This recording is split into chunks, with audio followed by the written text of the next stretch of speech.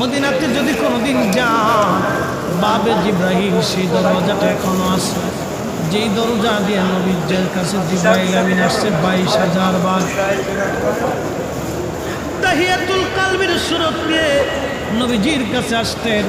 হযরত জিব্রাইল আমিন এসে সালাম দিয়ে বসে গেলেন।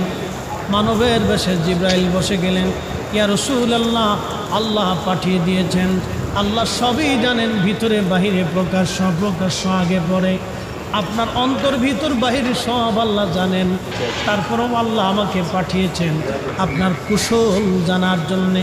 হুজুর গো, আপনি কেমন আছেন দয়া করে বলবেন দি। আল্লাহ নবী ডাক দিলেন, জিব্রাইল আমি অসুস্থ আছি, আমার কাছে ভালো লাগে না। আল্লাহর জিব্রাইল চলে গেলেন। পরের দিন আবার এসে সালাম দিলেন, জিজ্ঞেস করলেন, ইয়া রাসূলুল্লাহ আপনি কেমন আছেন? জিব্রাইলকে নবীজি বলেন, জিব্রাইল রে আমি তেমন ভালো নাই।